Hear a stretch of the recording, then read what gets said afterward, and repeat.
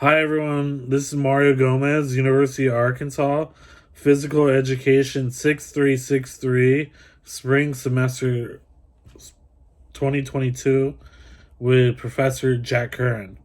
So this is covering Article 2 review. This is a unique article that we covered because there's a few main issues here.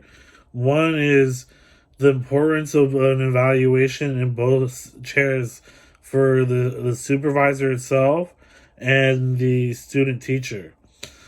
One of the ways that they portray a regular evaluation to be done in a fantasy life where everyone thinks everything goes perfect would be a pre-meeting observation of seeing how the student teacher teaches in class and a post meeting.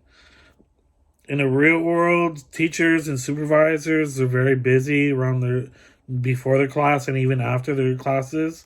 And so there might not be a pre or post meeting. There might just be an evaluation between colleagues where they come in, step in, and say, okay, this is what I've seen, this is what's happened, and it's all written down in a report. And the reason that this is important because having a supervisor supervise someone that's new out of college, that's just starting to teach, that's a student teacher, it's important because you're pointing out their flaws and what they can do to improve themselves.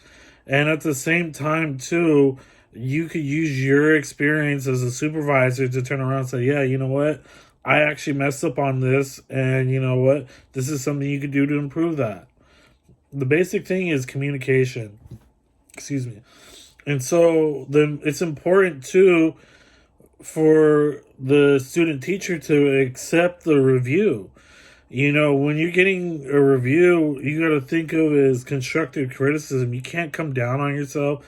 You just kind of have to sit there and listen to it and see what goes on. And so when they talk and say, oh, well, you did this bad, or you did that bad, or you did this good, or da da da, you have to take it with a blind approach. You can't make a face or cross your arms and get all mad and pouty and fight everything that the person does to review you. You have to listen to the whole thing. You might not agree with it, but you have to listen to it because there are pointers in there that help you out in your career. And how does this affect me? This affects me as a supervisor. One, because I know what the student teacher is going through, and I've been around the ropes the last few years, knowing how to teach and seeing how things have been done, and even done it myself. So it's important for me as a supervisor to be giving positive feedback without being too sensitive or too on a person. Has to be more objective from what you see, what's going on.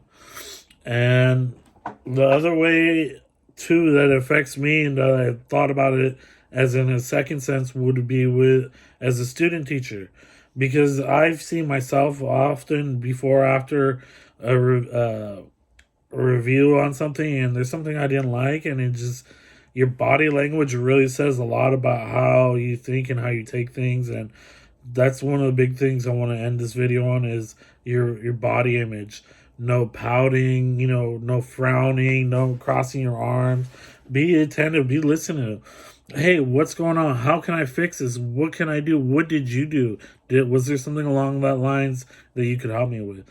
Being very communicative with your supervisor or student teacher is probably the best thing to do, is just communication overall. Thank you. Bye.